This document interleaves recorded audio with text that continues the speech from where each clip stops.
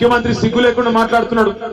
కేంద్రంలో కాంగ్రెస్ ప్రభుత్వం వస్తేనే నేను ఇచ్చిన 420 హామీలు నిలబెట్టుకుంటా అని సిగ్గు లేకుండా చెప్తా ఉన్నాడు. ఇంతకంటే సిగ్గుమాలిన మాట ఉందా? గత 10 సంవత్సరాల్లో మోడీ ప్రభుత్వం సహకరించకపోయినా, ఒక్క రూపాయి ఇవ్వకపోయినా కేసీఆర్ గారు కళ్యాణ లక్ష్మి ఇయ్యలేదా? షాదీ ముబారక్ ఇయ్యలేదా? కేసీఆర్ కిట్ ఇయ్యలేదా? రైతు బంధు ఇయ్యలేదా? 24 గంటల కరెంట్ ఇయ్యలేదా? 33 మెడికల్ కాలేజీలు పెట్టలేదా? అభివృద్ధి సంక్షేమాన్ని జోడెద్దుల మాదిరి నడిపేయలేదా? ఇవాళ నువ్వు తప్పించుకునేందుకు కాకపోతే సిగ్గుమాలిన మాటలు. కేంద్రంలో కాంగ్రెస్ వస్తేనే మేమేదో చేస్తాం, మరి అదే ముక్క అసెంబ్లీ ఎన్నికల ముంగడెందుకు చెప్పలే? కేంద్రంలో కూడా గెలిస్తేనే చేస్తాం, లేకపోతే ఇవన్నీ డొల్ల మాటలే అనే మాట ఆనాడు ఎందుకు చెప్పలే? ఈ తప్పించుకునే మాటలను 100 రోజుల వరకు మేము కూడా ఓపికగా, ఎందుకంటే పెద్దవాళ్ళు చెప్తున్నారు తొందరపడకండి, కొత్త ప్రభుత్వం అని పెద్దవాళ్ళు చెప్తా ఉన్నారు. మేము కూడా తొందరపడం, కానీ మేం తొందరపడం కానీ అట్లా అని చెప్పి మాటలు కూడా పడం. తప్పకుండా అవతల ఒక్క మాట అంటే దానికి ధీటుగా సమాధానం చెప్పే సత్తా మనకున్నది.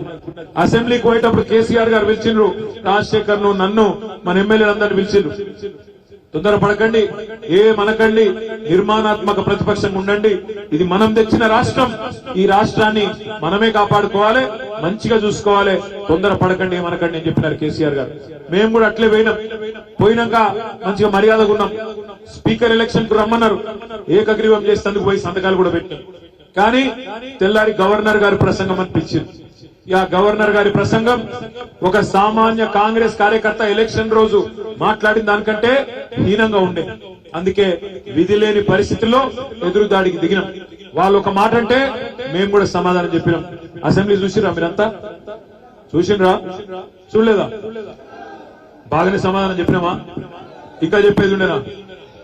ఒక్కటే మాట నేను అనేది, మరి కేసీఆర్ గారు తయారు చేసిన 2-3 సైనికులు మాట్లాడితేనే, 2-3 సైనికులు దాడి చేస్తేనే ఆయన పోయి చెప్పుకుంటున్నాడు ముఖ్యమంత్రి, నేను కుర్చే చదువుకోలేదు, ఇంకా ఏం చూసుకోలేదు, ఆ చెంప ఈ చెంప వాయిస్తున్నారు ఇప్పుడే అని చెప్తున్నాడు. మరి కేసీఆర్ గారు అడుగు పెడితే అసెంబ్లీలో ఎట్లా ఉంటుందో ఈ ముఖ్యమంత్రి గారికి మీరు ఆలోచించాలని చెప్పి నేను కోరుతా ఉన్నాను. నేను మీ అందరినీ ప్రార్థించేది ఒకటే, ఈ సంవత్సరం ఎన్నికల సంవత్సరం.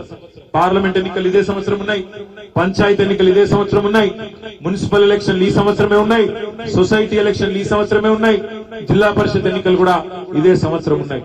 మనందరం కథనోత్సాహంతో, కొత్త ఉత్సాహంతో ఏదో జరిగిపోయిందనే బాధ అవసరం లేదు.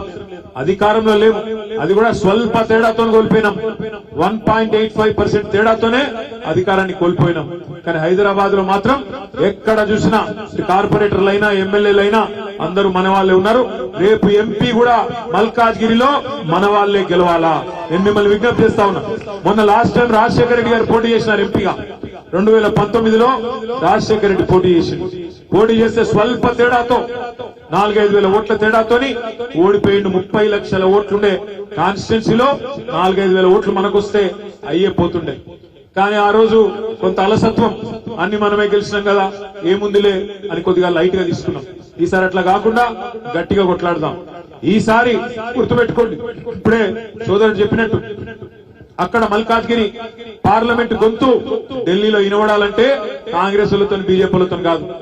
ఏం చెప్పి గెలిచిండు రేవంత్ రెడ్డి? లాస్ట్ టైం ప్రశ్నించే గొంతు ఉండాలన్నాడు. ఏం ప్రశ్నించిండు? మల్కాజ్గిరిలో ఆరో బిల్ లేకపోతే ప్రశ్నించిండా?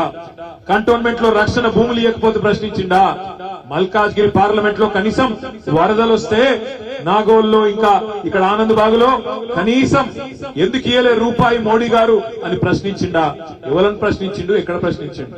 అందుకే నేను అనేది, ఎన్నటికైనా కాంగ్రెస్ బీజేపీ పార్టీలకు వాళ్ళ గొంతెల్లది. ఢిల్లీలో మాట్లాడాలంటే దమ్ముండది. ఎందుకంటే అవతల రాహుల్ గాంధీ, యువతల మోడీ ఉంటే వాళ్ళని చూస్తే నోట్లకెళ్ళి మాట రాదు. అందుకే ఢిల్లీలో పార్లమెంట్ లో మళ్ళీ గర్జించాలంటే ఈ గులాబీ జెండానే గర్జించగలుగుతుంది తప్ప మిగతా వాళ్ళ వల్ల కాదు. ఎందుకంటే మనకు బాసులు ఇక్కడున్నారు, వాళ్ళ బాసులేమో ఢిల్లీలో, గుజరాత్ లో ఉన్నారు. అందుకే నేను మిమ్మల్ని ప్రార్థించేది, ఢిల్లీలో కూడా మన గొంతు ఉండాలి. ఢిల్లీలో కూడా గులాబీ జెండా ఎగిరితేనే తెలంగాణ రాష్ట్ర ప్రయోజనాలను పరిరక్షించే, తెలంగాణ అస్తిత్వాన్ని పరిరక్షించే ఒక గులాబీ పతాకం అక్కడ ఎగిరితేనే మన ఎంపీలు పార్లమెంట్ లో ఉంటేనే మన రాష్ట్రానికి లాభం అవుతుంది, మనందరికి, మన ప్రజలకు లాభం అవుతుంది.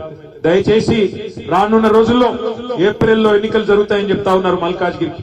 మరి మల్కాజ్గిరి పార్లమెంట్ మీద ఎవరు అభ్యర్థిగా వచ్చినా కేసీఆర్ గారు ఎవరికి అవకాశం ఇచ్చినా అందరం ఎట్లయితే రాజశేఖర్ కోసం కష్టపడ్డామో అదే పద్ధతుల్లో మనమే అభ్యర్థి అన్నట్టుగా కలిసికట్టుగా కష్టపడదాం, కదం దొక్కుదాం. ఒక పార్లమెంట్ అభ్యర్థి ఇంటింటికి పోలేడు, అసెంబ్లీ అభ్యర్థి అన్నా ప్రతి డివిజన్